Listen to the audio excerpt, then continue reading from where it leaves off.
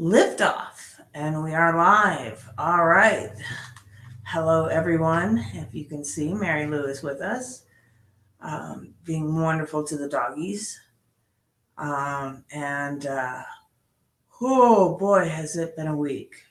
So, not only did I realize that, oh my goodness, now the little dachshund wants to come up here. Come on up, little dachshund. Come on up.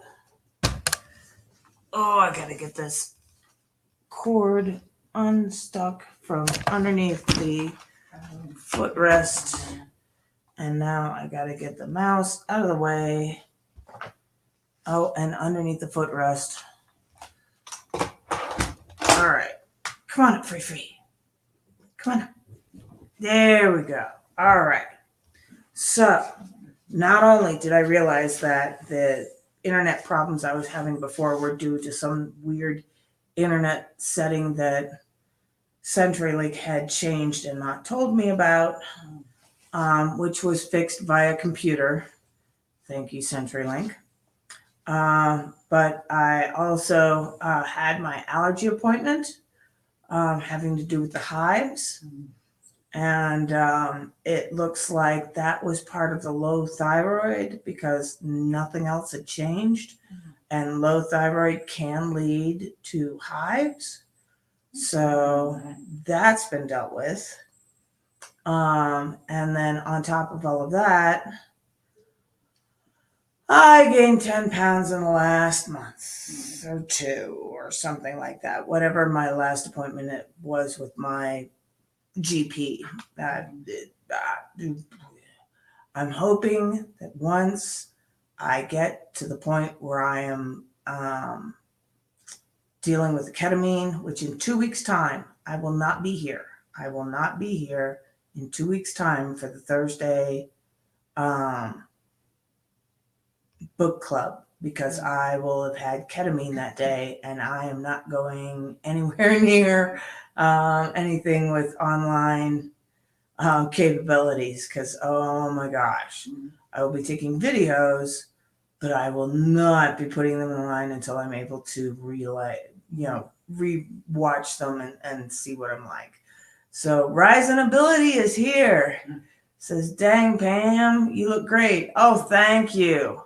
I appreciate it because I feel like crap because I have gained 10 pounds since the last time I saw a scale, which is not good.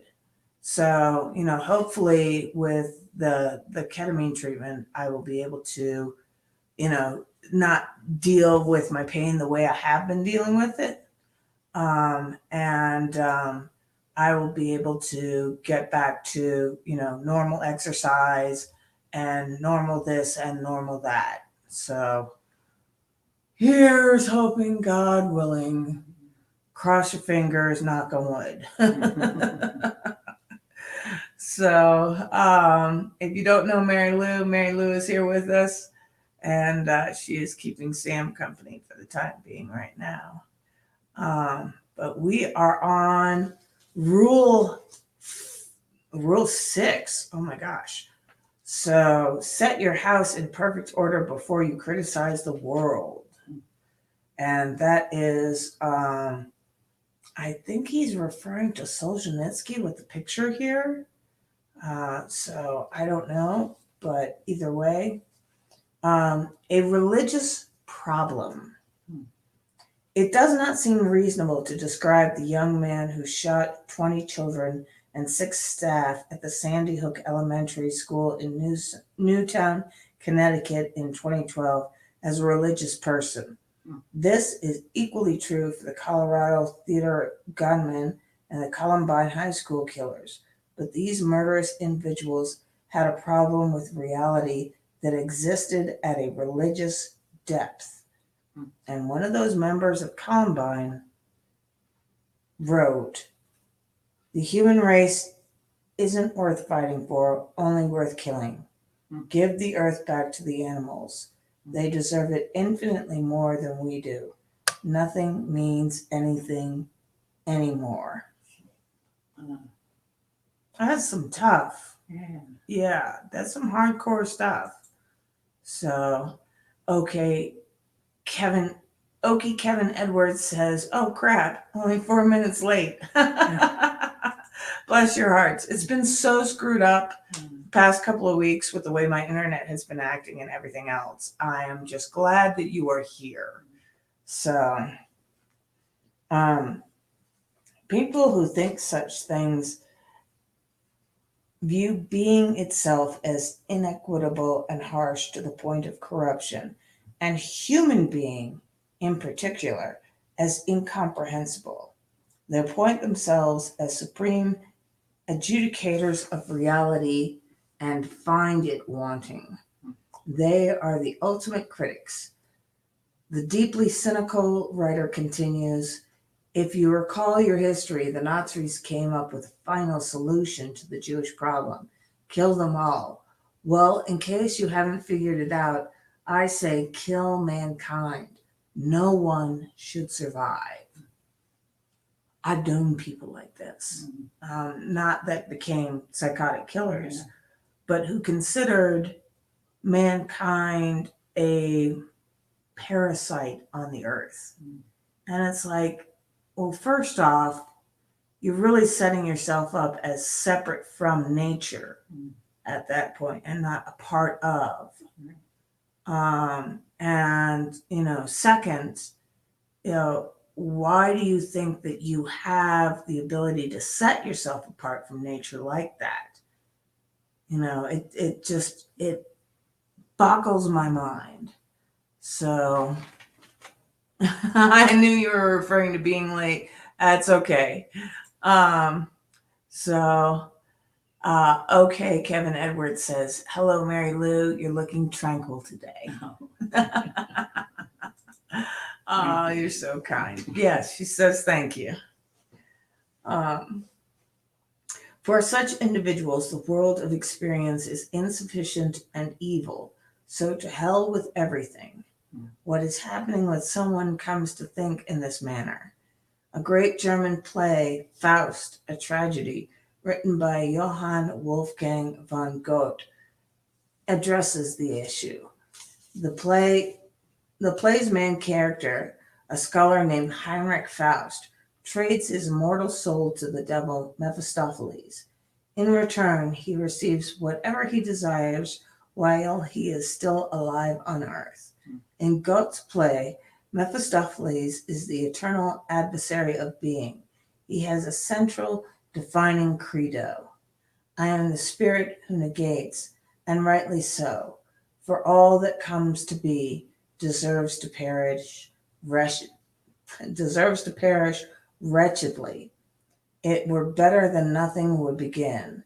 Thus everything that your terms sin, destruction, evil represent, that is my proper element. Goethe considered this hateful sentiment so important, so key to the central element of vengeful human destructiveness, that he had Mephistopheles say in a second time, phrased somewhat differently in part 2 of the play, written many years later.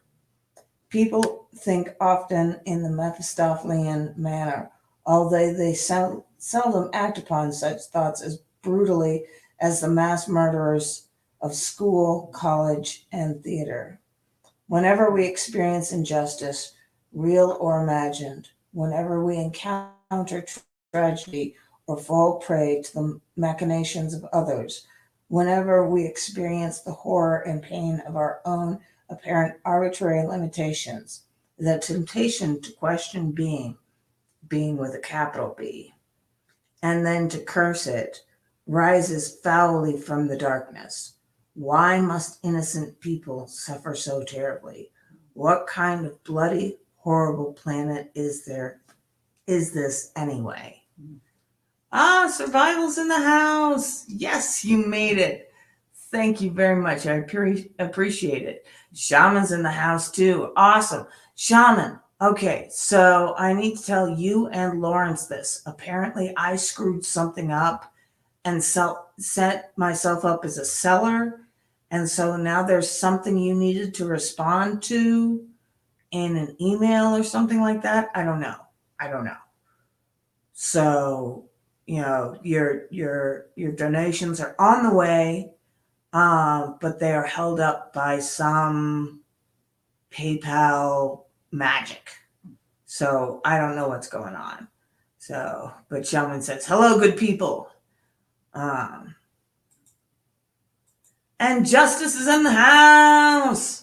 You're not that late. We're only a couple of pages into Rule 6. So you're good. All right. So life is, in truth, very hard. Everyone is destined for pain and slated for destruction. Sometimes suffering is clearly the result of personal fault and such of willful blindness, poor decision-making, or malevolence. In some cases, when it appears to be self-inflicted, it may even seem just. People get what they deserve, you might contend. That's cold comfort, however, even when true. Sometimes, if those who are suffering changed their behavior, then their lives would unfold less tragically. But human control is limited. Susceptibility to despair, disease, aging, and death is universal. In the final analysis, we do not appear to be the architects of our own fragility. Whose fault is it then? People who are very ill, or worse, who have a sick child, will inevitably find themselves asking this question, whether they are religious believers or not. The same is true of someone who finds his shirt sleeves caught in the gears of a giant bureaucracy, who is suffering through a tax audit or fighting an indeterminable lawsuit or divorce. And it's not the only oblivious suffering who are tormented by the need to blame someone or something for the intolerable state of their being. At their height of his fame, influence, and creative power, for example, the towering Leo Tolstoy himself began to question the value of human existence. He reasoned in this way: my position was terrible. I knew that I could find nothing in the way of rational knowledge except denial of life, and in faith I could find nothing except denial of reason. And this was even more impossible than denial of life. According to rational knowledge, it followed that life is evil and people know it. They do not have to live, yet they have lived, and they do live, just as I myself have lived, even though I had known for a long time that life is meaningless and evil. Try as he might, Tolstoy could identify only 4 means of escaping from such thoughts. One was retreating into childlike ignorance of the problem. Another was pursuing mindless pleasure. The third was, quote, continuing to drag out a life of evil that is meaningless, knowing beforehand that nothing can come of it. He identified the particular form of escape with weakness. The people, quote, the people in this category know that death is better than life, but they do not have the strength to act rationally and quickly to put an end to the delusion by killing themselves. Only the fourth and final mode of escape involved, quote, strength and energy. It consists of destroying life once one has realized that life is evil and meaningless. Tolstoy relentlessly followed through his thoughts. Quote, only unusually strong and logically consistent people act in this manner. Having realized all the stupidity of the joke that is being played on us, and seeing that the blessings of the dead are greater than those of the living, and that it is better not to exist, they act and put an end to the stupid joke, and they use any means of doing it: a rope around the neck, water, a knife in the heart, a train. End quote. Tolstoy wasn't pessimistic enough.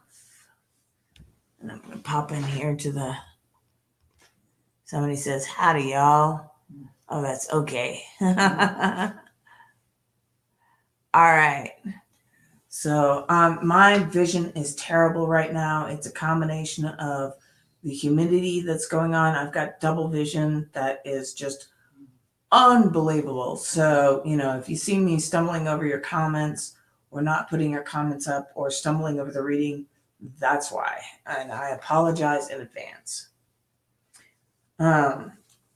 So Tolstoy wasn't pessimistic enough. The stupidity of the joke being played on us does not merely motivate suicide. It motivates murder, mass murder, often followed by suicide. That is far more effective existentialist protest. By June of 2016, unbelievable as it may seem, there had been 1,000 mass killings, defined as 4 or more people shot in a single incident, excluding the shooter. In the US, 1,260 days. That's one such incident on every 5 of every 6 days for more than 3 years. Everyone says, we don't understand. How can we still pretend that? Tolstoy understood more than a century ago. The ancient authors of the biblical story of Cain and Abel understood as well, more than 20 centuries ago. They described murder as the first act of pure Edenic history, not just murder, but fratricinal murder. Murder not only of someone innocent, but someone ideal and good, and murder done consciously despite the creator of the universe. Today's killers tell us the same thing in their own words. Who would dare say that this is not the worm at the core of the apple? That's a bad pun there. But we will not listen because the truth cuts too close to the bone. Even for a mind as profound as that as its celebrated Russian author, there was no way out. How could the rest of us manage when a man of Tolstoy's stature admits defeat?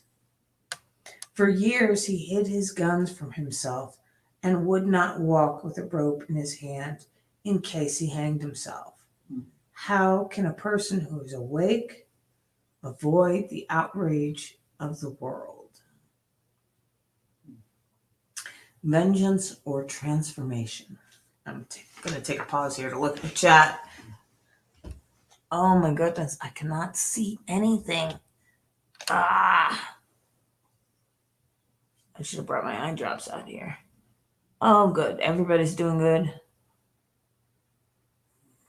Survival says, I have never felt that life is meaningless or evil, thank goodness. Yes, you're blessed in that way.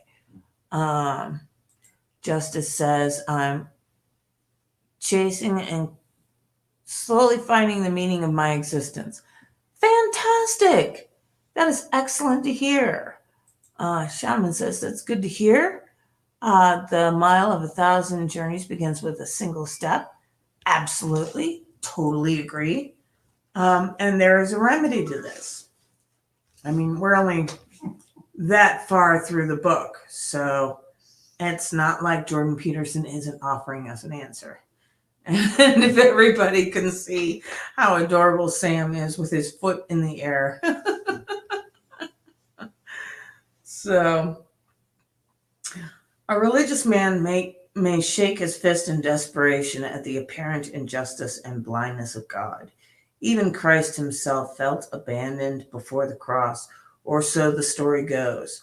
A more agonistic or atheistic individual might blame fate or meditate bitterly on the brutality of chance. Another might tear himself apart, searching for the character flaws underlying his suffering and deterioration. These are all variations on a theme. The name of the target changes, but the underlying psychology remains constant. Why? Why is there so much suffering and cruelty? Well, perhaps it really is God's doing or the fault of a blind, pointless fate, if you really are inclined to think that way. And there appears to be every reason to think that way. But what happens if you do? Mass murderers believe that the suffering attendant upon existence justifies judgment and revenge, as the Columbine boys so clearly indicated. I will sooner die than betray my own thoughts. Before I leave this worthless place, I will kill whoever I deem unfit for anything, especially life. If you pissed me off in the past, you will die if I see you. You might be able to piss off others and have it eventually all blow over, but not me. I don't forget the people who wronged me. One of the most vengeful murderers of the 20th century, the terrible Karl Panzram, who raped, brutalized, and betrayed in the Minnesota institution responsible for his rehabilitation when he was a delinquent juvenile. He emerged enraged beyond measure, a burglar, arsonist, rapist, and serial killer. He aimed consciously and consistently at destruction, even keeping track of the dollar value of the property he burned. He started by hating individuals who had hurt him. His resentment grew until his hatred encompassed all of mankind, and he didn't stop there. His destructiveness was aimed in some fundamental manner at God himself. There is no other way of phrasing it. Panzram raped, murdered, and burned to express his outrage at being with a capital B. He acted as if someone, a capital S, was responsible. The same thing happens in the story of Cain and Abel. Cain's sacrifices are rejected. He exists in suffering. He calls out to God and challenges the being he created. God refuses his plea. He tells Cain that his trouble is self-induced. Cain, in his rage, kills Abel, God's favorite, and, truth be known, Cain's idol. Cain is jealous, of course, of his successful brother, but he destroys Abel primarily to spite God. This is the truest version of what happens when people take their vengeance to the ultimate extreme. Panzram's response was, and this is what was so terrible, perfectly understandable. The details of his autobiography reveal that he was one of Tolstoy's strong and logically consistent people. He was powerful, consistent, fearless actor. He had the courage of his convictions. How could someone like him be expected to forgive and forget, given what had happened to him? Truly terrible things happen to people. It's no wonder they're out for revenge. Under such conditions, vengeance seems a moral necessity. How can it be distinguished from the demand for justice? After the experience of terrible atrocity, isn't it forgiveness just cowardice or lack of willpower? Such questions torment me, but people emerge from the terrible pasts that do good and not evil, although such an accomplishment can seem superhuman. I have met people who managed to do it. I know a man, a great artist, who emerged from just a school as the one described by Panzram. Only this man was thrown into an innocent 5-year-old. Although this man was thrown into it as an innocent 5-year-old, fresh from a long stretch in a hospital where he had suffered measles, mumps, and chickenpox simultaneously. Incapable of speaking the language of the school, deliberately isolated from his family, abused, starved, and otherwise tormented, he emerged an angry, broken young man. He hurt himself badly in the aftermath with drugs and alcohol and other forms of self-destructive behavior. He detested everyone, God, himself, and the blind fate included. But he put an end to all of that. He stopped drinking. He stopped hating, although it still emerges in flashes. He revitalized the artistic culture of his Native American tradition and trained young men to continue in his footsteps. He produced a 50-foot totem pole memorializing the events in his life and a canoe 40 feet long from a single log, of a kind rarely, if ever, produced now. He brought his family together, and he held a great potlatch with 16 hours of dancing and hundreds of people in attendance to express his grief and to make peace with the past. He decided to be a good person and then did the impossible things required to live that way. I had a client who did not have good parents. Her mother died when she was young. Her grandmother who raised her was a Herodian, bitter, and over-concerned with appearances. She mistreated her granddaughter, punishing her for her virtues, creativity, sensitivity, intelligence, unable to resist acting out her resentment for an admittedly hard life for her granddaughter. She had a better relationship with her father, but he was an addict who died badly while she cared for him. My client had a son. She perpetuated none of this within him.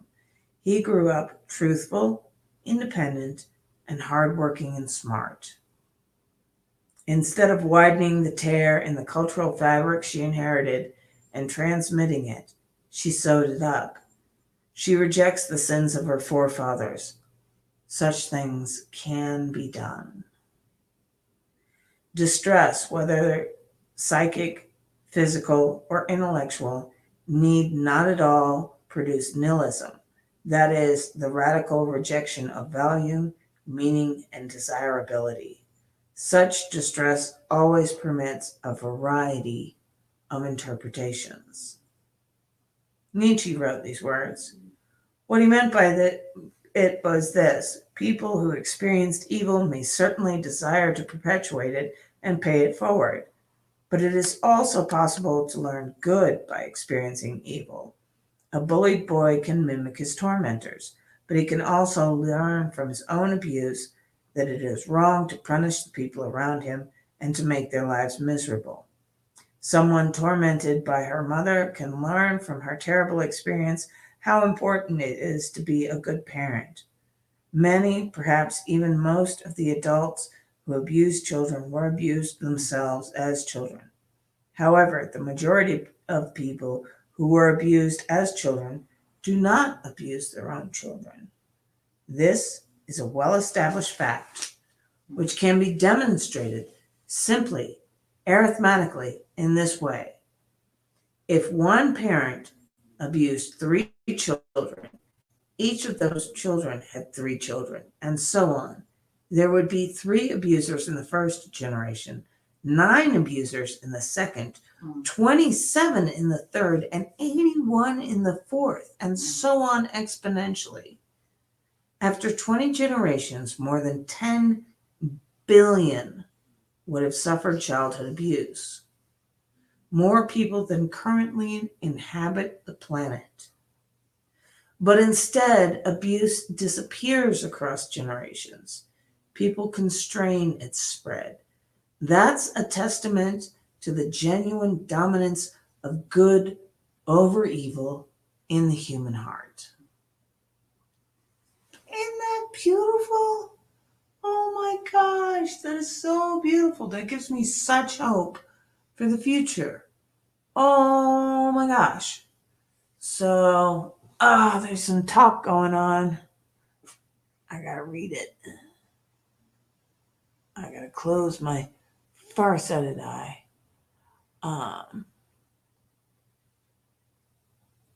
So Shaman says, or Survival says, I've never felt that life is meaningless or evil. Thank goodness. All right, so we got that comment.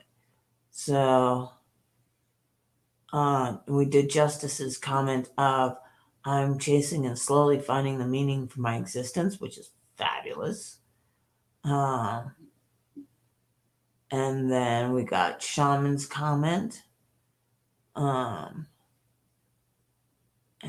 Bryson abilities. I've been here since Pam started her stream, just been listening while cooking my daughter and I dinner. Oh, that's so sweet. Survival says, just got home from work, cracked a beer, and tuned in. Excellent, excellent. Shaman says, enjoying spending quality time with the Pam fam. Oh, I love it. I love it. I love you guys. You guys are so awesome, and you're so awesome to me.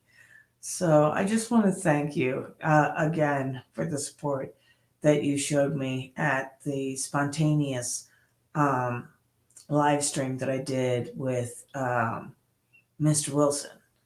And I want to thank you for all your support that you gave to me. You made me feel truly loved, and hopefully at the end of this whole rigmarole, I will have found, a new spring in my step, my finances under control, my drug budget under control, and everything else. So, I have to cut things here and cut things there to bring it all into perspective.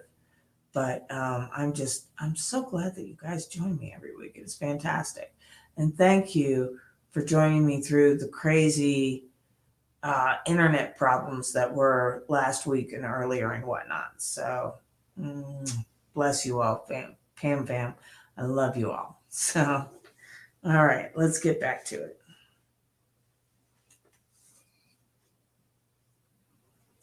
The desire for vengeance, however justified, also bars the way to other productive thoughts. The American English poet T.S. Eliot explained why in his play The Cocktail Party. One of his characters is not having a good time of it. She speaks of her profound unhappiness to a psychiatrist. She says she hopes that all of her suffering is her own fault. The psychiatrist is taken aback. He asks why. She has thought long and hard about this, she says, and she has come to the following conclusion. If it's all her fault, might not she be able to do something about it? If it's God's fault, however, if reality itself is flawed, hell-bent on ensuring her misery, then she's doomed. She couldn't change the structure of reality itself, but maybe she could change her own life. Alexander Solzhenitsyn had every reason to question the structure of existence when he was imprisoned in a Soviet labor camp in the middle of the terrible 12th century. He had served as a soldier on the ill-prepared Russian front lines in the face of the Nazi invasion. He had been arrested, beaten, and thrown into prison by his own people. Then he was struck by cancer. He could have become resentful and bitter. His life had been rendered miserable both by Stalin and Hitler, two of the worst tyrants in history. He lived in brutal conditions. Vast stretches of his precious time were stolen from him and squandered. He witnessed the pointless and degrading suffering and death of his friends and acquaintances.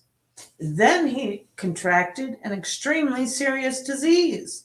Solzhenitsyn had cause to curse God. Job himself barely had it as hard. But such the great writer, the profound, spirited defender of truth, did not allow his mind to turn towards vengeance and destruction. He opened his eyes instead.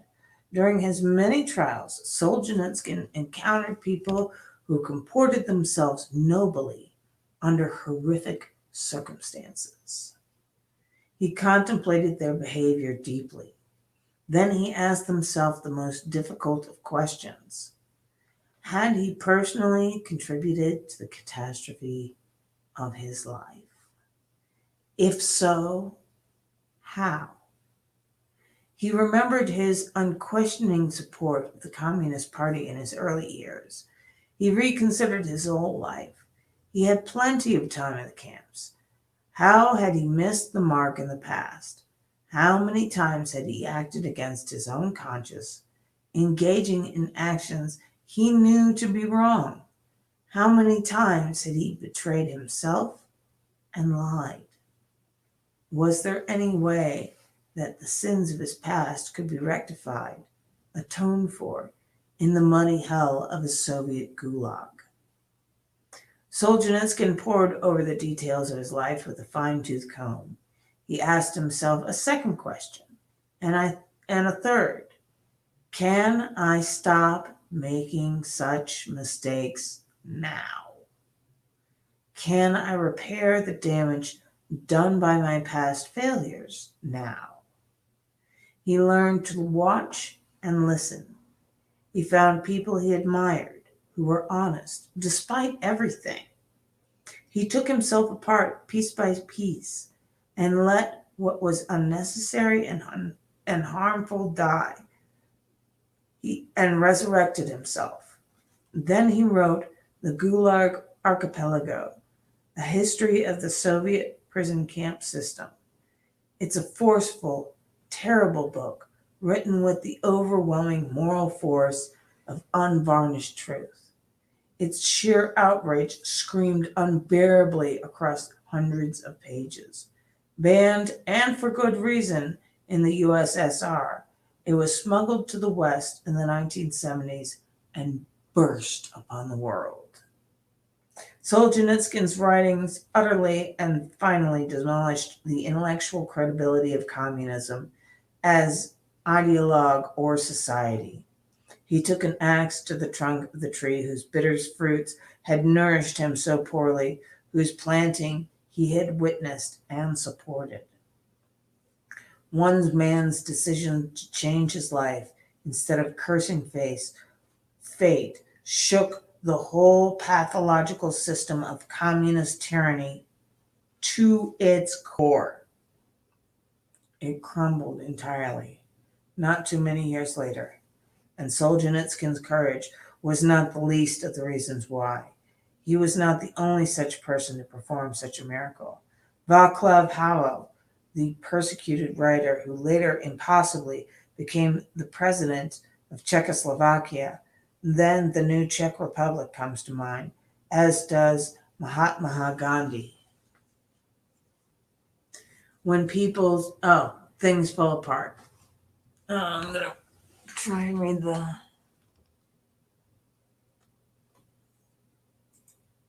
Communism, not even once. Yeah, I'm with you. Having grown up as a Gen X baby, totally with you. I remember the horrors of the Communist Party and the fall of the Berlin Wall. So, yeah, I'm totally down with that. Commies are the worst kind of people. But, I mean, Solzhenitsyn was a commie to begin with.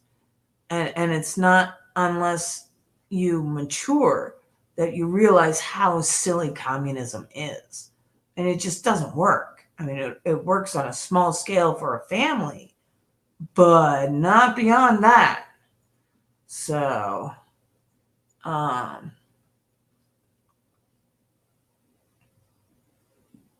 right. Let's get back to it. Things fall apart. Whole peoples have adamantly refused to judge reality, to criticize being, to blame God. It's interesting to consider the Old Testament Hebrews in this regard. Their travails followed a consistent pattern. The stories of Adam and Eve and Cain and Abel and Noah and the Tower of Babel are truly ancient. Their origins vanish into the mysteries of time. It's not until after the flood story in Genesis that something like history, as we understand it, truly starts. It starts with Abraham. Abraham's descendants become the Hebrew people of the Old Testament and also known as the Hebrew Bible. They enter a covenant with Yahweh, with God, and begin their recognizable historical adventures. Under the leadership of a great man, the Hebrews organized themselves into a society and then an empire. As their fortune rise, success breeds pride and arrogance. Corruption raises its ugly head. The increasingly hubristic state becomes obsessed with power, begins to forget its duty to the widows and the orphans, and deviates from its age-old agreement with God. A prophet arises. He brazenly and publicly reviles the authoritarian king and faithless country for their failures before God, an act of blind courage, telling them of the terrible judgment to come. When his wise words are not completely ignored, they are heeded too late. God smites his wayward people, dooming them to abject defeat in battle and generations of subjugation. The Hebrews repent at length, blaming their misfortune on their own failures to adhere to God's word. They insist to themselves that they could have done better. They rebuild their state, and the cycle begins anew again. You'll find that in the Bible. This is life. We build structures to live in. We build families and states and countries. We abstract the principles upon which those structures are founded and formulate systems of belief. At first, we inhabit those structures and beliefs like Adam and Eve in paradise. But success makes us complacent. We forget to pay attention. We take what we have for granted. We turn a blind eye. We fail to notice that things are changing or that corruption is taking root and everything falls apart. Is that the fault of reality? Of God? Or do things fall apart because we have not paid sufficient attention? When the hurricane hit New Orleans and the town sank beneath the waves, was that a natural disaster? The Dutch prepared their dikes for the worst storms in 10,000 years. Had New Orleans followed that example, no tragedy would have occurred. It's not that no one knew. The Flood Council Act of 1965 mandated improvements in the levee system that held back Lake Pontchartrain. The system was to be completed by 1978. 40 years later, only 60% of the work had been done. Willful blindness and corruption took the city down. It's even worse than that. There was a barge that had become dislodged from its moorings. This is why, and I didn't hear this, I was living out in Washington State at the time, and true to the telephone effect, these things did not become apparent to me. My dad heard of them because he lived in St. Louis and they got that far. And that was a barge had broken loose and had hit the levees like a battering ram over and over and over until the levees failed. And because they didn't want liability for that barge hitting the levees, they then clamped down on the news. Where have you heard this before? So they clamped down on the news, and people as far out as Seattle had no idea that it was a man-made barge hitting the levee over and over again like a battering ram that had caused the flooding in the Ninth Ward. How crazy is that? That's the type of corruption we're talking about here. So Rise and Ability says, "Hi, Mary Lou. Hope you're having a good evening." She is. So the Dutch don't even ride Harleys. Oh, I love it. All right. A hurricane is an act of God, but failure to prepare when the necessity of preparedness is well known, that's a sin. That's failure to hit the mark. and the wages of sin is death. That's Romans 6:23. The ancient Jews always blamed themselves when things fell apart. They acted as if God's goodness, the goodness of reality, was axiomatic and took responsibility for their own failure. That's insanely responsible. But the alternative is to judge reality as insufficient, to criticize being itself, and to sink in resentment and desire for revenge. If you are suffering, well, that's the norm. People are limited and life is tragic. If your suffering is unbearable, however, and you are starting to become corrupted, here's something to think about. Clean up your life, bucko. Consider your circumstances. Start small. Have you taken advantage of the opportunity offered in front of you? Are you working hard on your career or even your job? Or are you letting bitterness and resentment hold you back and drag you down? Have you made peace with your brother? Are you treating your spouse and your children with dignity and respect? Do you have habits that are destroying your health and well-being? Are you truly shouldering your responsibilities? Have you said what you need to say to your friends or family members? Are there things that you could do, that you know you could do, that would make things around you better? Have you cleaned up your life? If the answer is no, here's something to try. Stop doing what you know to be wrong. Start stopping today. Don't waste time questioning how you know that it's wrong, that what you're doing is wrong, if you're certain it is. Inappropriate questioning can confuse without enlightening, as well as deflecting you from action. You know that something is wrong or right without knowing why. Your entire being can tell you something that you can neither explain nor articulate. Every person is too complex to know themselves completely, and we all contain wisdom that we cannot comprehend. So, simply stop. When you apprehend, however dimly, that you should stop, stop acting in that particular despicable manner. Stop saying those things that make you weak and ashamed. Say only those things that make you strong. Do only those things that you could speak of with honor. You can use your own standards of judgment. You can rely on yourself for guidance. You don't have to adhere to some external arbitrary code of behavior, although you should not overlook the guidance of your culture. Life is short, and you don't have time to figure everything out on your own. The wisdom of the past was hard-earned, and your dead ancestors may have something useful to tell you.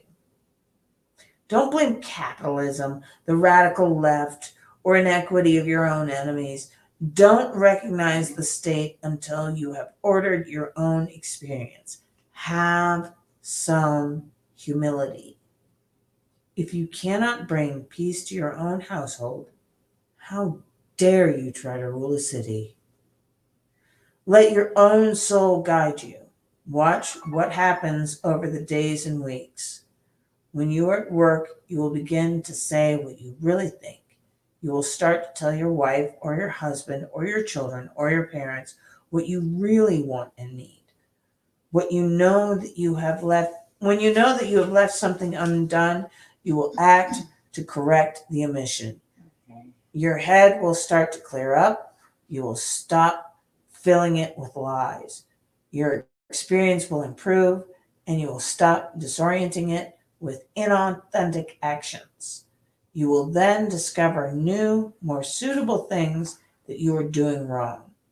Stop doing those too. After some months and years of diligent effort, Your life will become simpler and less complicated. Your judgment will improve. You will untangle your past. You will become stronger and less bitter. You will move more confidently into the future. You will stop making your life unnecessarily difficult. You will then be left with the inevitable, bare tragedies of life, but they will no longer be compounded with bitterness and deceit. Perhaps you will begin to discover that your now less corrupted soul, with much stronger than it might otherwise have been, is now able to bear those remaining, necessary, minimal, inescapable tragedies. Perhaps you will even learn to encounter them so that they stay tragic, merely tragic, instead of degenerating into outright hellishness. Maybe your anxiety and hopelessness and resentment and anger, however murderous initially, will recede. Perhaps your uncorrupted soul will then see its existence as genuinely good, as something to celebrate, even in the face of your own vulnerability. Perhaps you will become an ever more powerful force for peace and whatever is good.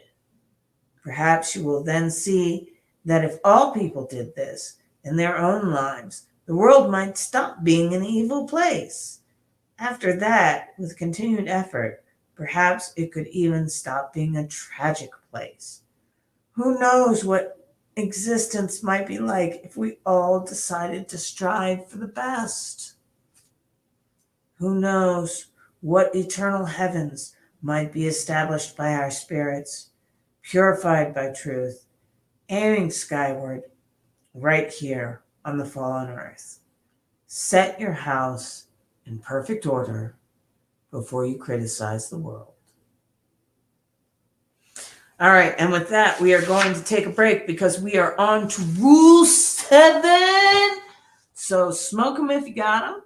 Ladies and gentlemen, take your bathroom breaks, and we will be right back.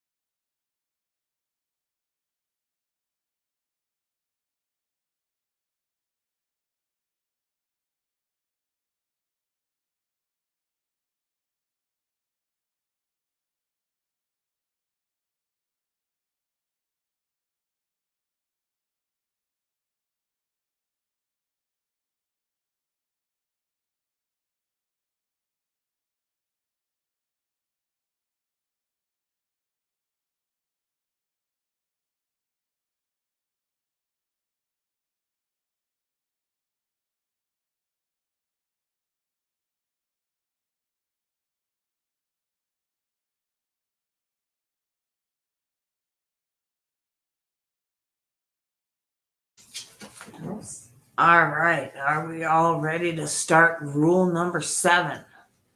Thank you for letting me have that bathroom break. I needed that. Pursue what is meaningful, not what is expedient. Get while the getting is good.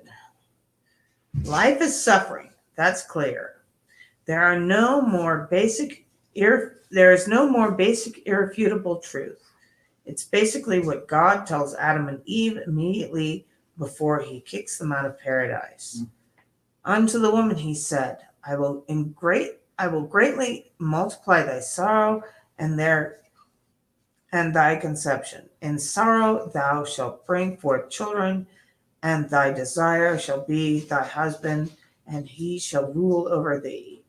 And to Adam he said, because thou hast hearkened unto my voice of thy wife, and had eaten of the tree of which I commanded thee, saying, thou shalt not eat of it, cursed is the ground for thy sake. In sorrow thou shalt eat of it all the days of life. Thorns and also thistles shall bring it forth to thee, and thou shalt eat the herb of the field. By the sweat of your brow you will eat your food until you return to the ground, since from it you were taken, for dust you are, and to dust you will return. Genesis 3:16-19, the King James Version. What in the world should be done about that? The simplest, most obvious, and most direct answer: pursue pleasure. Follow your impulses. Live for the moment. Do what is expedient. Lie, cheat, steal, deceive, manipulate, but don't get caught. In an ultimately meaningless universe, what possible difference could it make? And this is by no means a new idea. The fact of life's tragedy and the suffering that is part of it has been used to justify the pursuit of immediate selfish gratification. It's been around for a very long time. Short and sorrowful is our life, and there is no remedy when a man comes to his end, and no one has been known to return from Hades, because we are born by mere chance, and hereafter shall be as though we had never been, because the breath in our nostrils is smoke, and reason is a spark kindled by the beating of our hearts. When it is extinguished, the body will turn to ashes, and the spirit will dissolve like empty air. Our names will be forgotten in time, and no one will remember our works. Our lives will pass away like the traces of a cloud, and be scattered like mist that is chased by the rays of the sun and overcome by its heat. For our allotted time is the passing of shadow, and there is no return from our death, because it is sealed up, and no one turns back. Come, therefore, let us enjoy the good things that exist, and make use of the creation to the full in its youth. Let us take our fill of costly wine and perfumes, and let no flower of spring pass us by. Let us crown ourselves with rosebuds before they wither. Let none of us fail to share in our revelry, everywhere less signs of enjoyment, because this is our portion, and this is our lot. Let us oppress the righteous poor man. Let us not spare the widow, nor regard the gray hairs of the aged. But let our might be our law of right. For what is weak proves itself to be useless. This is Wisdom, verses 12:1-11, the RSV. The pleasure of expediency may be fleeting, but it's pleasure nonetheless, and that's something to stack against the terror and pain of existence. Every man for himself, and the devil take the hindmost, as the old proverb have it. Why not simply take everything you can get whenever the opportunity arises? Why not determine to live in this manner? Or is there an alternative, more powerful, more compelling? Our ancestors worked out very sophisticated answers to such questions, but we still don't understand them well. This is because they are in large part still implicit, manifest primarily in ritual and in myth, and as of yet, incompletely articulated. We act them out and represent them in stories, but we're not yet wise enough to formulate them explicitly. We're still chimps in a troop or wolves in a pack. We know how to behave. We know who's who and why. We've learned that through experience. Our knowledge has been shaped by our interactions with others. We've established predictable routines and patterns of behavior, but we don't really understand them or know where they originated. They've evolved over great expanses of time. No one formulated them explicitly, at least not in the dimmest reaches of the past, even though we've been telling each other how to act forever. One day, however, not so long ago, we woke up. We were already doing, but we started noticing that we were doing. We started using our bodies as devices to represent their own actions. We started imitating and dramatizing. We invented ritual. We started acting out our own experience. And we started to tell stories. We coded our observations of our own drama in these stories. In this manner, the information that was first only embedded in our behavior became represented in our stories. But we didn't and still don't understand what it all means. The biblical narrative of paradise and the fall is one such story fabricated by our collective imagination, working over the centuries. It provides a profound account of the nature of being and points the way to a mode of conceptualization and action well matched to that nature. In the Garden of Eden, prior to the dawn of self-consciousness, so goes the story, human beings were sinless. Our primordial parents, Adam and Eve, walked with God.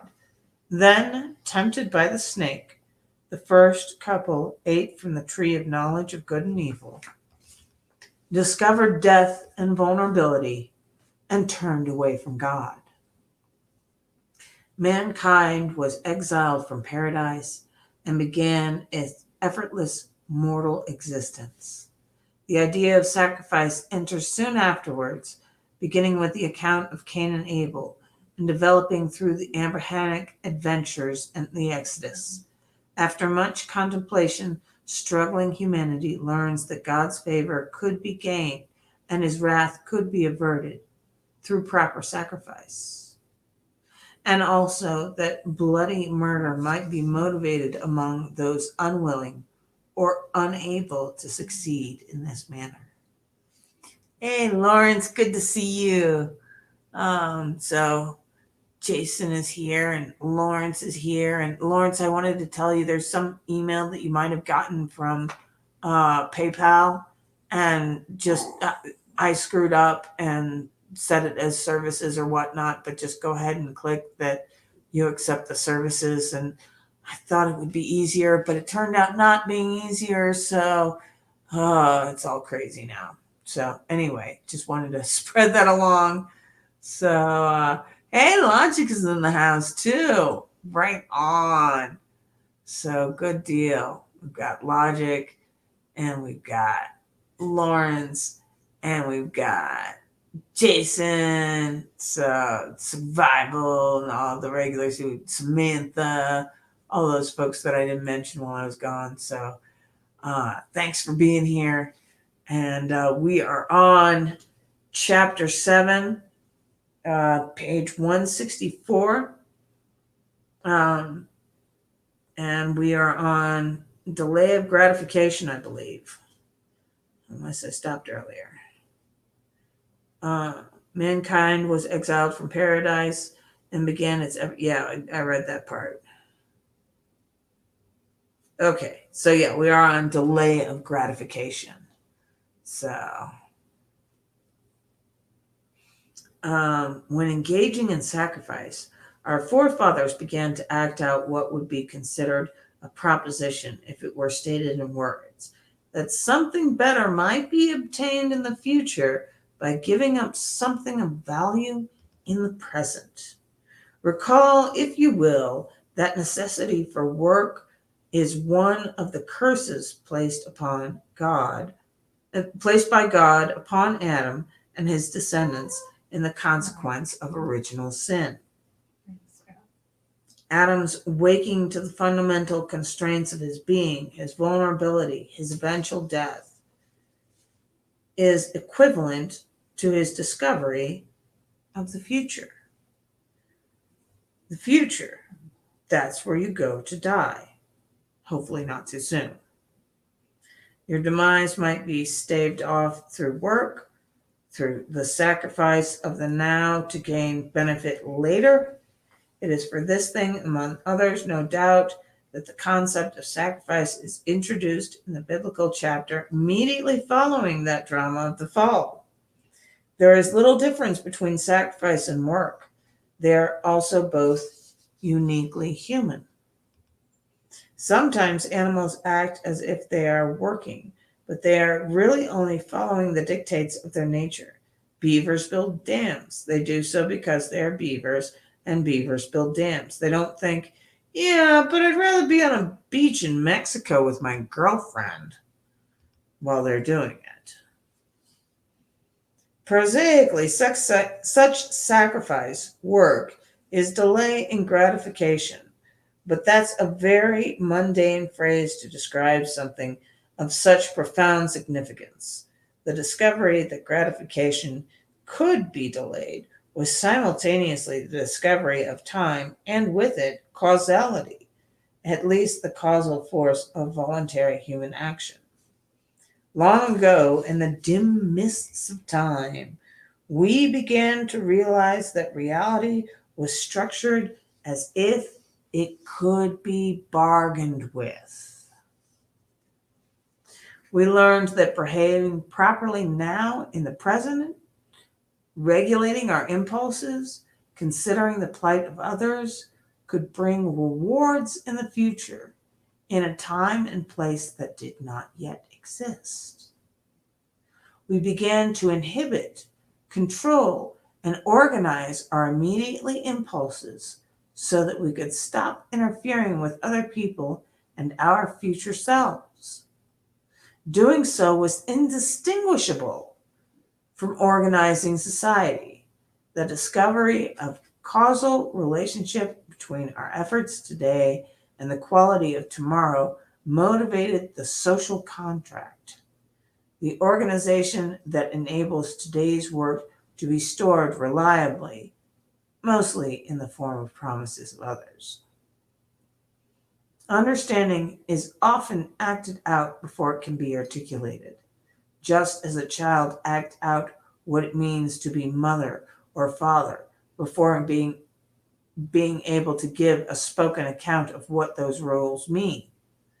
The act of making a ritual sacrifice to God was an early and sophisticated enactment of this idea of usefulness of delay. There is a long conceptual journey between merely feasting hungrily and learning to set aside some extra meat, smoked by the fire, for the end of the day or for someone who just isn't present. It takes a long time to learn to keep anything later for yourself or to share it with someone else. And those are very much the same things. In the former case, you are sharing with your future self. It is much easier and far more likely to selfishly and immediately wolf down everything in sight There are similar long journeys between every leap in sophistication with regards to delay and its conceptualization. Short-term sharing, storing away from the future, representation of that storage in the form of records, and later in the form of currency, and ultimately the saving of money in a bank or other societal institution. Some conceptualizations had to serve as intermediaries, or the full range of our practices and ideas surrounding sacrifice and works and their representations could have never emerged. Our ancestors acted out a drama, a fiction. They personified the force that governs fate as a spirit that can be bargained with, traded with, as if it were another human being. And the amazing thing is that it worked. This was in part because the future is largely composed of other human beings, often because precisely those who have watched and evaluated and appraised the tiniest of details of your past behavior. It is not very far from that God sitting above on high, tracking your every move and writing it down for further reference in a big book. Here's a productive symbolic idea. The future is a judgmental father. That's a good start. But two additional archetypal foundational questions arose because of the discovery of sacrifice, of work. Both have to do with the ultimate extension of the logic of work, which is sacrifice now, gain later. First question. What must be sacrificed? Oh, hush. You know better. Boom, boom, boom, boom, boom. Apologies.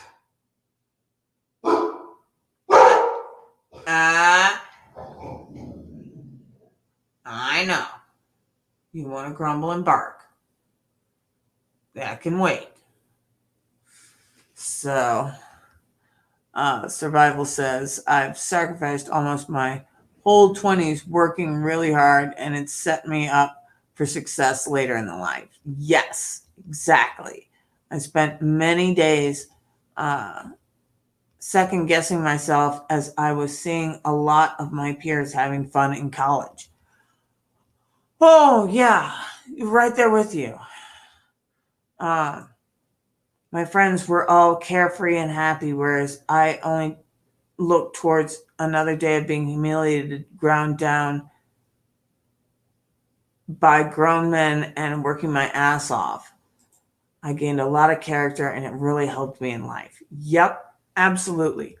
Absolutely. Well done. Well done, Survival. That's why you're Survival. So, first question. What must be sacrificed? Small sacrifices may be sufficient to solve small, singular problems. It is possible that larger, more comprehensive sacrifices might solve an array of large and complex problems all at the same time.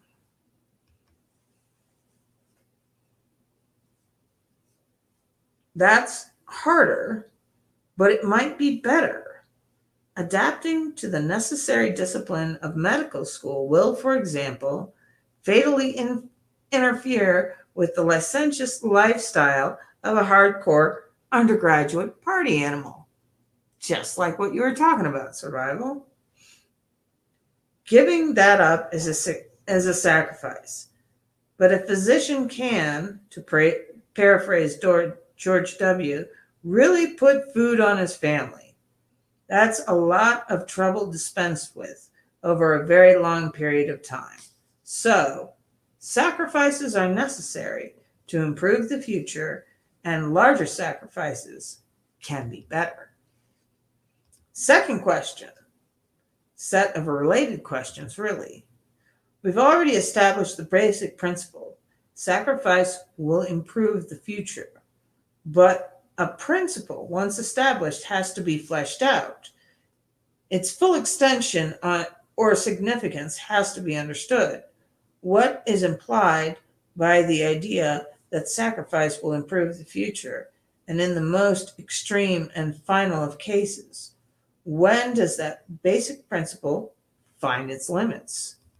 We must ask, to begin, what would be the largest, most effective, most pleasing of all possible sacrifices? And then, how good might the best possible future be if the most effective sacrifice could be made? The biblical story of Cain and Abel, Adam and Eve's son, immediately follows the story of the repulsion from paradise, as mentioned previously. Cain and Abel are really the first humans, since their parents were made directly by God and not born in the standard manner. Cain and Abel live in history, not in Eden. They must work.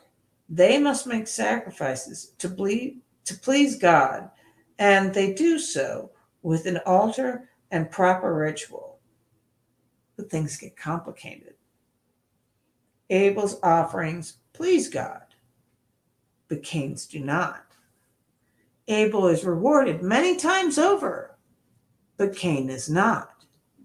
It's not precisely clear why, although the text strongly hints that Cain's heart is just not in it. Maybe the quality of what Cain put forward was low. Maybe his spirit was begrudging. Or maybe God was vexed for some secret reasons of his own. And all of this is realistic, including the text's vagueness of explanation. Not all sacrifices are of equal quality. Furthermore, it often appears that the sacrifices of apparently high quality are not rewarded with better future, and it's not clear why. Why isn't God happy? What would have to change to make him so? Those are difficult questions, and everyone asks them all the time, even if they don't notice. Asking such questions is indistinguishable from thinking. Are you ready to head home, Mary Lou? I think so. Okay, so we're going to take a second break so I can wish Mary Lou a good night, and we will be back shortly.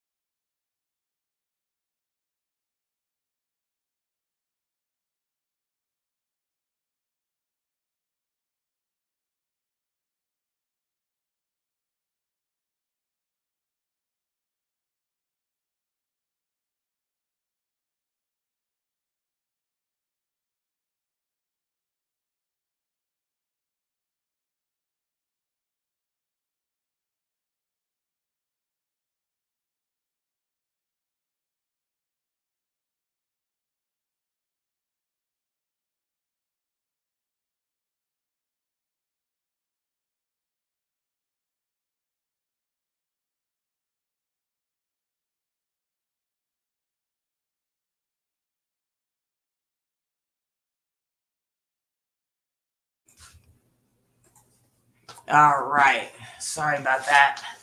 So, um, Pam's got to get some straight up elevator holding music for these breaks. Yeah, sorry about that, guys. I let everyone know that I let Mary Lou know that everyone said goodnight, and vice versa. So, yeah, that would be epic. Oh my gosh.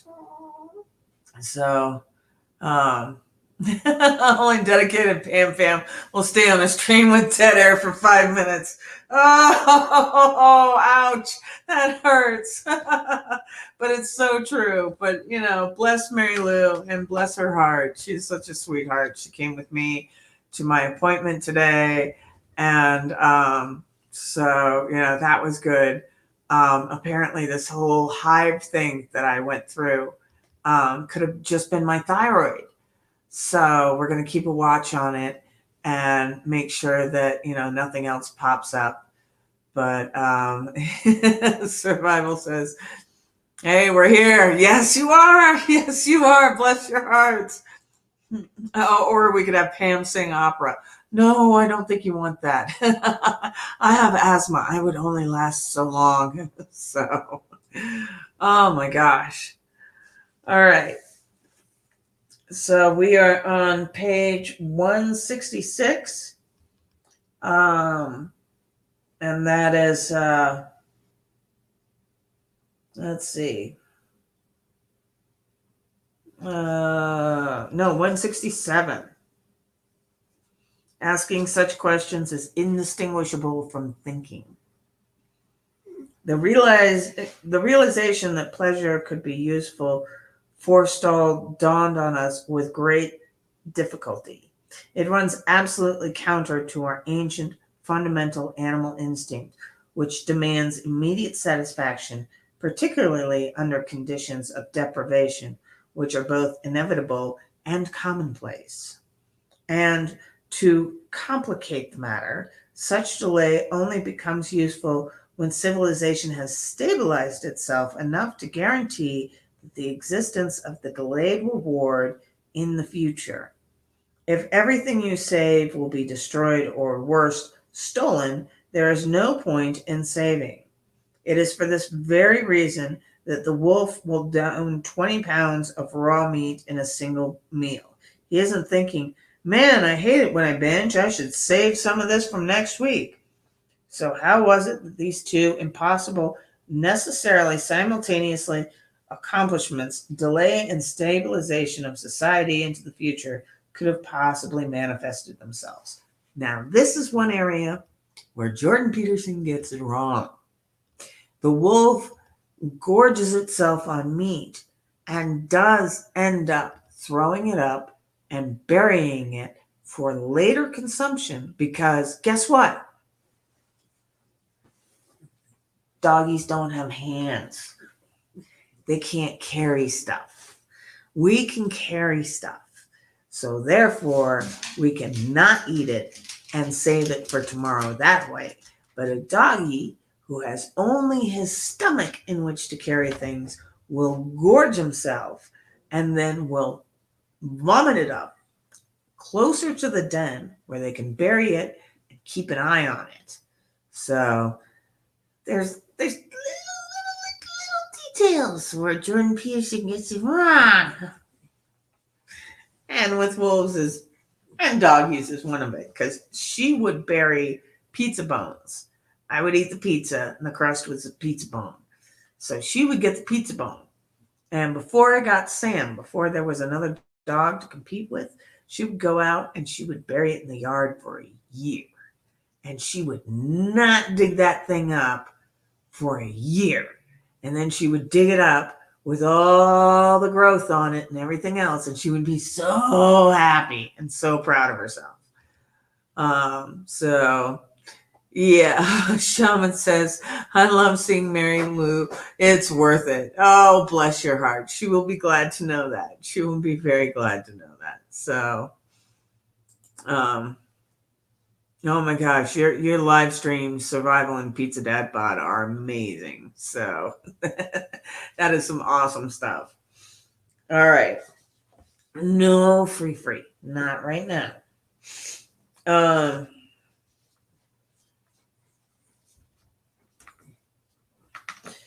ah, Here is the development of progression from animal to human. It is wrong, no doubt, in the details. See? Even I called it out. But it's sufficiently correct for our purposes and theme. First, there is excess food. Large carcasses, mammoths, or other massive herbivores might provide that. We ate a lot of mammoths, maybe all of them. That's not true either. After a kill with a large animal, there is some left for later. That's accidental at first, but eventually the utility of for later starts to be appreciated. Some provisional notion of sacrifice develops at the same time. If I leave some, even if I want it now, I won't have to be hungry later. That provisional notion develops to the next level. If I leave some for later, I won't have to go hungry, and neither will those I care for. And then on to the next. I can't possibly eat all of this mammoth, but I can't store the rest of it for long either. Maybe I should feed some to other people. Maybe they'll remember and feed me some of their mammoth when they have some and I have none. And then I'll get some mammoth now and some mammoth later. That's a good deal. And maybe those I'm sharing with will come to trust me more generally. Maybe then we could trade forever. In such a manner, mammoth becomes future mammoth, and future mammoth becomes personal reputation. That's the emergence of the social contract. To share does not mean to give away something you value and get nothing back. That is instead only what every child who refuses to share fear it means. To share means properly to initiate the process of trade. A child who can't share, who can't trade, can't have any friends because having friends is a form of trade. Benjamin Franklin once suggested that a newcomer to a neighborhood ask his neighbors to do him or her a favor, citing the old maxim, he that has once done you a kindness may be more freely ready to do you another than he whom you yourself have obliged. In Franklin's opinion, asking someone for something, not too extreme obviously, was the most useful and immediately invitation to social interaction. Such asking on the part of the newcomer provided the neighbor with an opportunity to show him or herself as a good person at first encounter. It also meant that the latter could now ask the former for a favor in return because of the debt incurred, increasing the mutual familiarity and trust. In that manner, both parties could overcome their natural hesitancy and mutual fear of the stranger. Now, this I have found true in making friends with my own neighbors. But it was backwards from what Ben Franklin had it. It was that I was able to do my neighbors a favor first, that then allowed that social contract to exist. I helped Mary Lou in a time when she was extremely stressed out and didn't know where she was and didn't know where her family was and couldn't find her purse, not realizing that she didn't have a purse anymore and she hadn't had a purse in about 20 years. And so, as a result of that, as a result of me being able to help Mary Lou in this time of high stress and anxiety, I was able to form a relationship with my neighbors on that side. And I was able to form a relationship with my neighbors on this side with my dogs wanting to play with the kids and the kids wanting to play with the dogs. And so we let that exist as a social contract, and then just started, helping each other back and forth and the whole 9 yards. I mean, they did offer it first, but I didn't want to.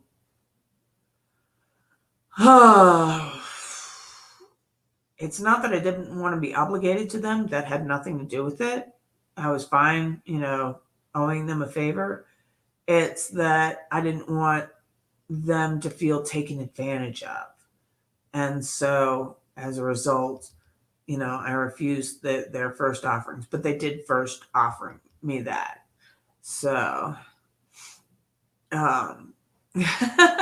Samantha P says, "No fair. My husband just walked in survival. I had to greet him and take coat and shoes, etc." Yes, I totally agree. So survival says we are all such dorks. Yes, we are. So yeah, I totally agree with that. We are wonderful dorks. Yay, dorkiness. So, I mean, we wouldn't like Jordan Peterson if we weren't just a little island of a dork. So, anyway, the share does not mean to give away something. Oh, we already went through that. So we were done with Franklin here.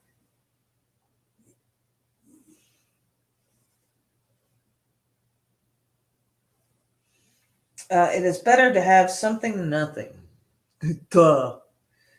It is better yet to share generously the something that you have. Ooh, there's an idea. It is even better than that, however, to become widely known for generous sharing. This is, now a lot of people don't know the Macaw Nation up in the furthest northwest of the state of Washington. Oh, excuse me. The Macaw is actually not the tribe's own name for themselves. Their own name for themselves is pretty unpronounceable, but all the tribes around them called them the Macaw, which meant generous with food. And if you ever needed food, if your tribe was starving, you went to the Macaw because they always had food. So that's how they were known. And they're also the ones that have totems as part of their tradition. So to be known for generous sharing, that's something that lasts. There's something that's reliable. And at this point of abstraction, we can observe how the groundwork for the conceptions of reliable, honest, and generous have been laid. The basis for an articulated morality has been put into place. The productive, the truthful sharer is the prototype for the good citizen and the good man. We can see in this manner how, from the simple notion that the leftovers are a good idea, the highest moral principle might emerge. It's as if something like the following happened to humanity developed. First, there were endless tens and hundreds of thousands of years prior to the emergence of written history or drama. During this time, the twin practices of delay and exchange began to emerge slowly and painfully. Then they became represented in metaphorical abstraction as rituals and tales of sacrifice told in such a manner of this. It's as if there is a powerful figure in the sky who sees all and is judging you. Giving up something you value seems to make him happy. And you want to make him happy because all hell breaks loose if you don't. So practice sacrificing and sharing until you become an expert at it, and these things will go well for you. No one said any of this, at least not so plainly and directly, but it was implicit in the practice and then in the stories. Action came first, as it had to. as the animals we once were could act but could not think. Implicit, unrecognized value came first, as the first actions that preceded thought embodied value but did not make that value explicit.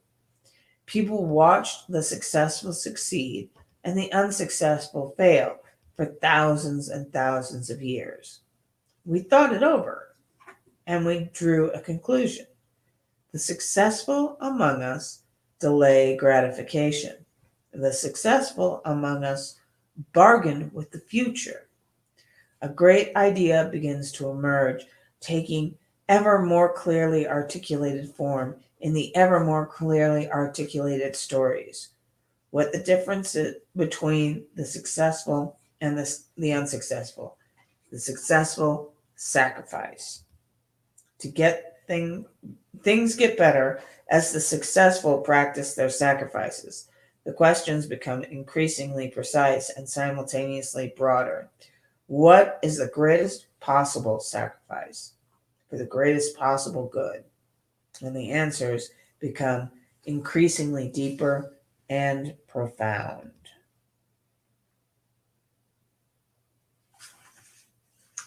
I need to blow my nose. I'll be right back. You don't want to hear this, so I'm going to mute my mic.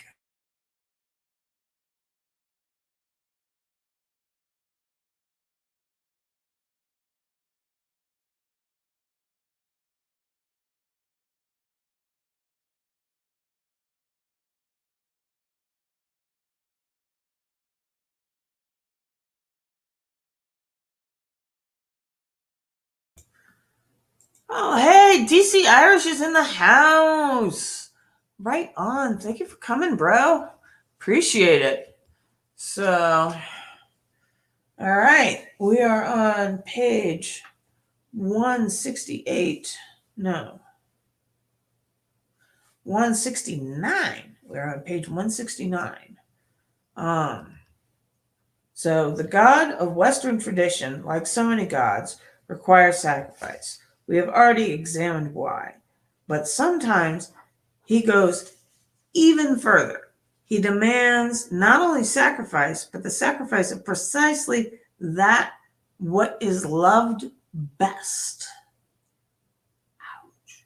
This also exists in Greek mythology, though. If you remember Minos, who is the king of Minos, who has the labyrinth beneath his castle, and his wife falls in love with a bull. Well, a lot of people aren't taught the myth of why his wife falls in love with the bull and creates the monster, the Minotaur. And that is because the king of Minos is required to sacrifice a bull to Poseidon, and he holds back his best bull. Now, anybody who knows anything about breeding, which they would have at this time, knows that your best bull produces your best, offspring as far as the later cows and bulls are concerned. So to hold back your best bull means you want all the wealth and the success for yourself. You're gonna hold back and keep the best for yourself and not give the best in sacrifice to God. And this was Poseidon at the time. And to curse him for him holding back his best bull, Poseidon made Minos's wife fall in love with the bull. And that created the horrid child, the Minotaur, who then was stuck in the labyrinth, who had to be dealt with by, I can't remember at this point. But I do remember there being something about a white and a black sail. Anyway, that's as far as my Greek mythology goes. But it existed in other cultures as well. As you sacrifice your best. This is most and starkly portrayed and most confusingly evident in the story of Abraham and Isaac. Ugh. Abraham, beloved of God, long wanted a son, and God promised him exactly that after many delays and under apparent impossible conditions of old age and a long barren wife. But not so long afterwards, when the miraculously born Isaac is still a child, God turns around and, in unreasonable and apparent barbaric fashion, demands that his faithful servant offer his son as a sacrifice.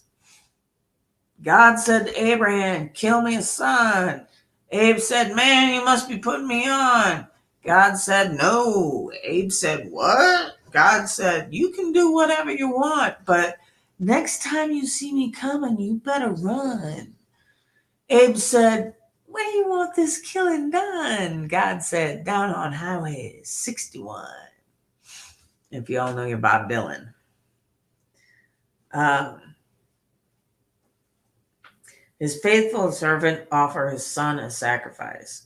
The story ends happily. God sends an angel to stay Abraham's obedient hand and accepts a ram in Isaac's stead. That's a good thing, but it doesn't really address the issue at hand. Why is God going further than necessary? Why does life impose such demands? We'll start our analysis with a truism stark, self-evident, and understated. Sometimes things do not go well. That seems to have much to do with the terrible nature of the world, with its plagues and famines and tyrannies and betrayals. But here's the rub. Sometimes, when things are not going well, it's not the world that's the case. The cause is instead that which is currently most valued subjectively and personally. Why? Because the world is revealed to an indeterminate degree through the template of your values. Much more on this in Rule 10. If the world you are seeing is not the world you want, therefore, it is time to examine your values. It is time to rid yourself of your current presuppositions. It is time to let go. It may even be time to sacrifice what you love best so that you can become who you might become instead of saying who you are.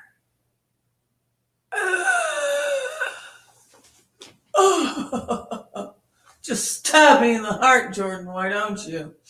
Oh my gosh, that is so profound. Hey, Joker. Good to see you.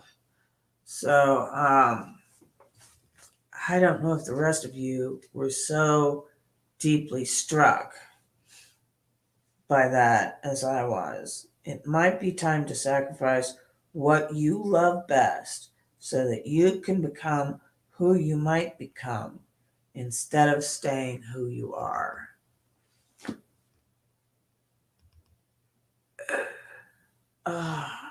Because sometimes it's what we love best that's actually destroying us. I mean, this is the clear case in any sort of addiction. You know, what does the drug addict love best? Whatever his drug of choice is. If they're a meth addict, they love meth the best. If they're a heroin addict, they love heroin the best. If they're a gambling addict, they love gambling the best. If they're a sex addict, they love sex the best. And giving up what they love the best may be exactly what they need to do. And I say they, but I'm not so different.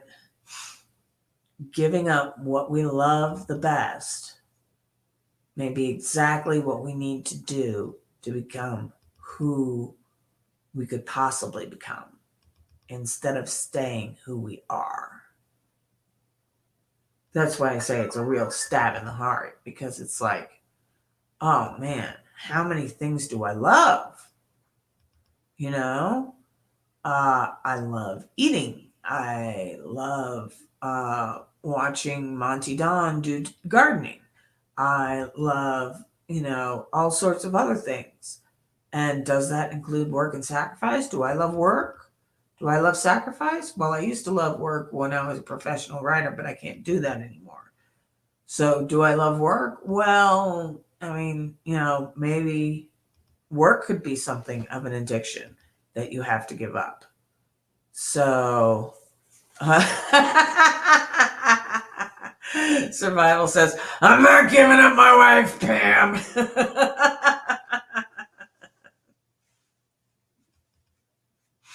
So, but yeah, he says, I could definitely stand to benefit from not drinking and smoking. Exactly. And that's the thing, is if it came between drinking and smoking or your wife, wouldn't that make it an easier choice? Wouldn't it then be, oh, I'll take my wife, hands down. No. You want me to quit drinking? You want me to quit smoking? No problem. Got it. That sort of thing. And it's just, the Angry Joker says, tea. So you're one of those Boston folks that didn't want their tea chucked into the harbor. I get it. But yeah, it's what do you most love? Not in the purest sense of love, but in the most clawing sort of humanistic, must grab at it, most desirable, must have, must.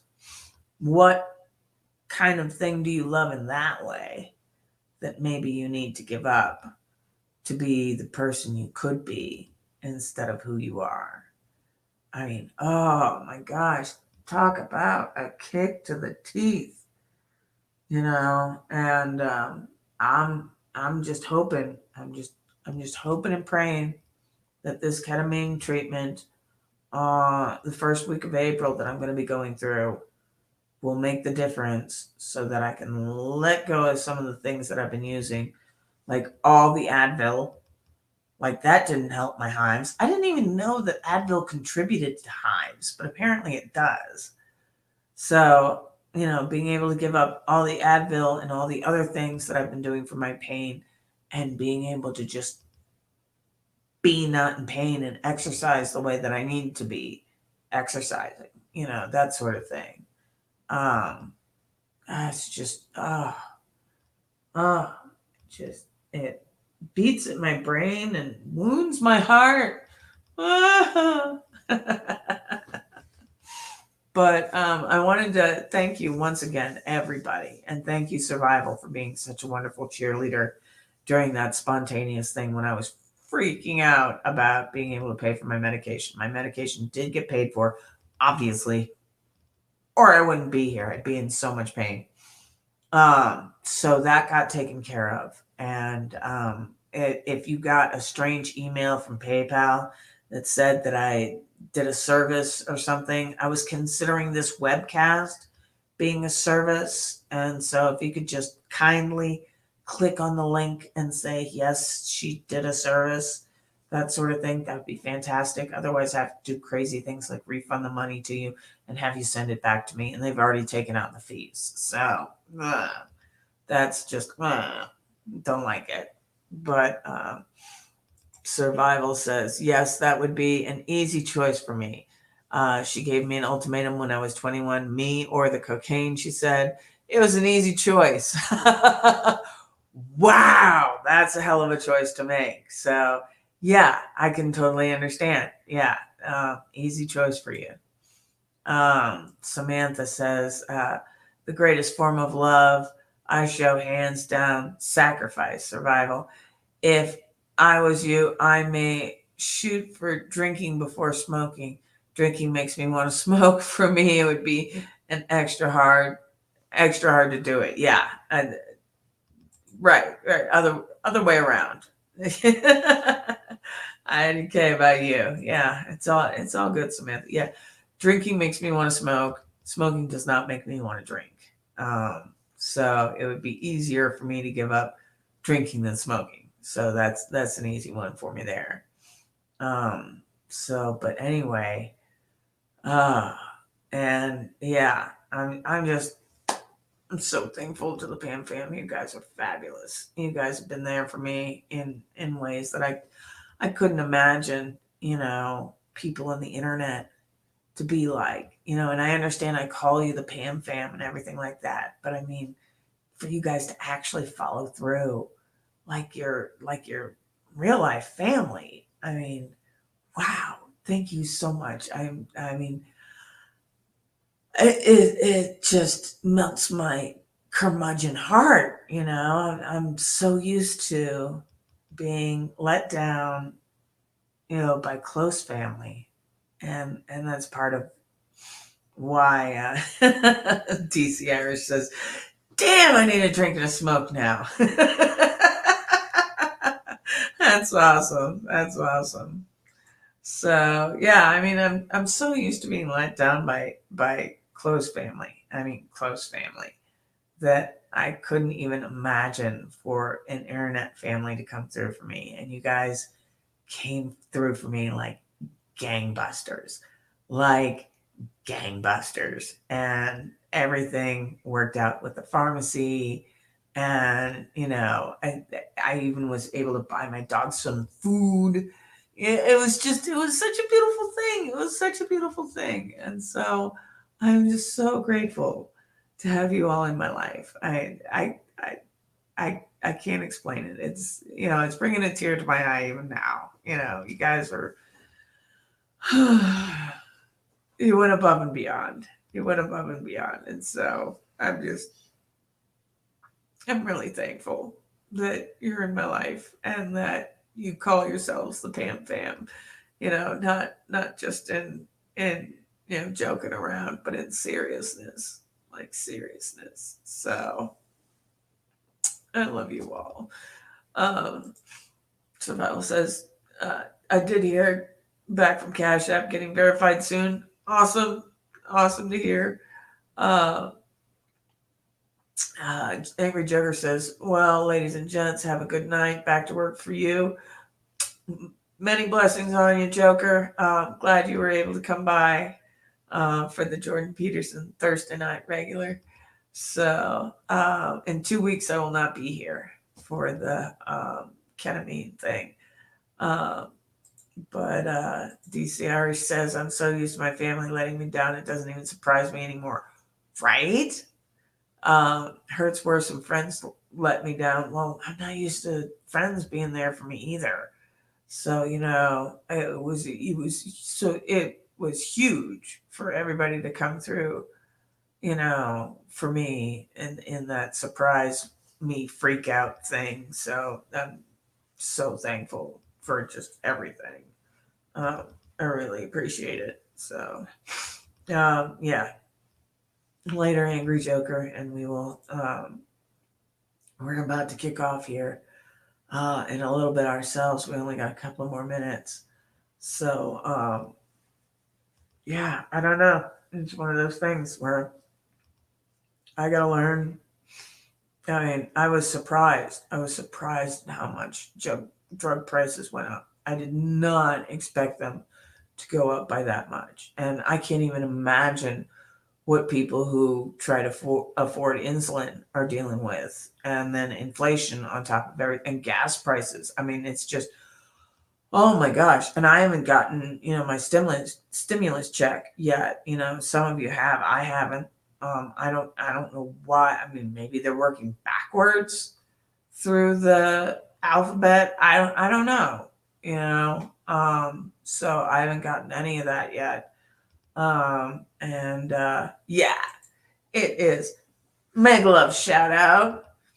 We're staying positive here. Yes, we are, DC Irish. So yes, we rallied the Pam fam. Oh, survival rallied the Pam fam, and y'all came through. So it tickles me pink. It tickles me pink that I have wonderful people who I can rely on, who I haven't even met.